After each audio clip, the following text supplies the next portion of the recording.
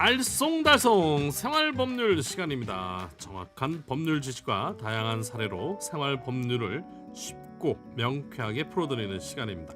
자, 이 시간을 함께해 주실 분은 더선 법률사무소의 선동인 변호사와 함께합니다. 안녕하십니까? 네, 안녕하세요. 자, 오늘은 어떤 내용을 준비하셨나요? 네, 요즘 산책 나가기 좋은 날씨가 계속되고 있는데요. 강아지와 함께 운동하시는 분들도 많은 것 같습니다. 하지만 귀엽기만 한 강아지라도 잘못되면 법률 분쟁에 휩싸이게 되는 경우가 종종 있는데요. 오늘은 이런 사례에 대해서 말씀드려 볼까 합니다. 요즘 심심하면 자주 뉴스에 나오는 내용이죠. 자세히 좀 정리를 해주시죠. 네, 가장 많이 나오는 사례가 사람이 개에 물리는 그런 경우죠. 지난주에도 남양주에서 안타까운 사고가 있었는데요. 야산 근처를 지나던 50대 여성이 개에 물려 사망하였다고 합니다. 사건 현장의 CCTV에 따르면 개가 A씨의 팔을 무는 등 3분가량 공격을 받은 것 같고요. A씨는 인근 공장 직원의 신고로 병원에 이송되었지만 과다출혈 쇼크로 결국 사망하였다고 하네요. 좀 안타까운 사건인데 아직 견주를 찾지 못했다는데 이런 경우는 어떻게 되는 건가요? 네, 보통 개물림 사고가 일어난 경우 다들 아시는 것과 같이 견주가 법적 책임을 지게 됩니다. 개를 키우는 견주는 안전조치를 취해야 할 의무가 있고요. 안전주의 의무를 위반해서 다른 사람에게 손해를 가한 경우 당연히 그 손해를 배상해야 하는 것이죠. 하지만 이 사건처럼 책임이 있는 사람, 주로 견주가 될 텐데요. 이런 사람을 찾지 못하게 되는 경우나 야생에서 생활하는 동물로부터 피해를 받는 경우도 있습니다. 이런 경우는 보상이 힘들어지는 경우가 많이 있죠. 자, 중요한 키포인트는 개가 다른 사람에게 피해를 줄 경우에 손해를 당연히 배상을 해야 되지 않습니까? 그래서 흔히 목줄이나 입마개를 맹겨는 경우에 반드시 해야 된다고 알고 있는데요. 글쎄요, 목줄과 입마개를 하면은 괜찮은 건가요? 네, 목줄과 입마개 이야기가 많이 강조되다 보니 가끔 목줄과 입마개를 닿으면 책임을 다한 것 아니냐 이렇게 오해하시는 분들이 있는데요. 이건 반만 맞는 이야기입니다. 그래요? 동물보호법에 따르면 가정에서 키우는 개, 그러니까 대부분 반려견이 여기에 해당하는데요. 이 반려견과 함께 외출을 할 때는 목줄이나 가슴줄을 반드시 하여야 하고요. 이를 하지 않은 상태에서 다른 사람을 물었고 다른 사람이 다쳤다면 형사처벌이 될 수 있는 것입니다. 형사처벌까지요? 네, 동물보호법에 보면 또 맹견이라고 규정되어 있는 게 있는데요. 맹견의 경우 목줄은 물론이고 입마개도 해야 하고요.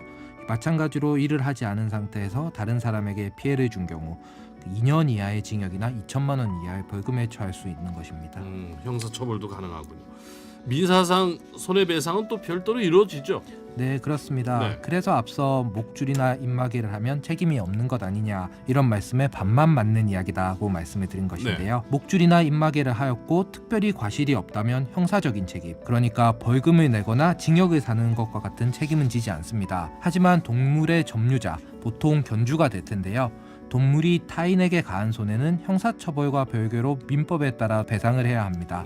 위와 같이 목줄이나 입마개 등을 다 했다고 하더라도 내가 키우는 개가 다른 사람을 물어 손해를 가했다면 그 손해는 민사적으로 배상해야 되는 것이죠.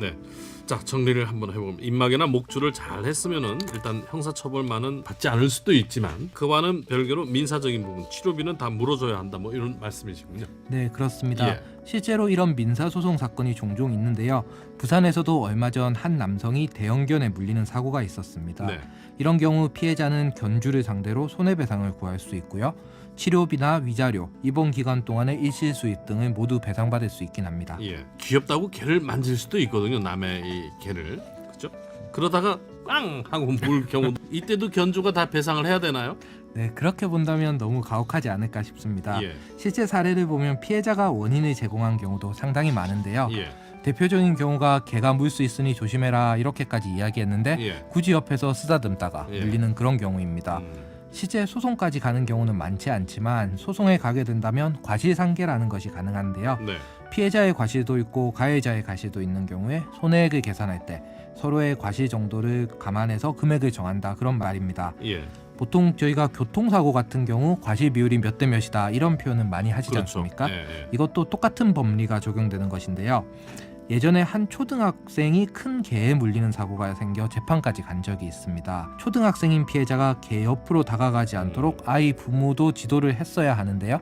지도를 하지 않은 잘못이 있다, 이렇게 해서 피해자 쪽 과실의 20% 정도 인정한 사례가 있었습니다. 결국 서로가 다 조심해야 된다, 이런 말씀 아니겠습니까? 네, 그렇습니다. 예. 개들의 경우 아무리 주의를 한다고 해도 혹시 모를 사고가 발생할 수 있고요.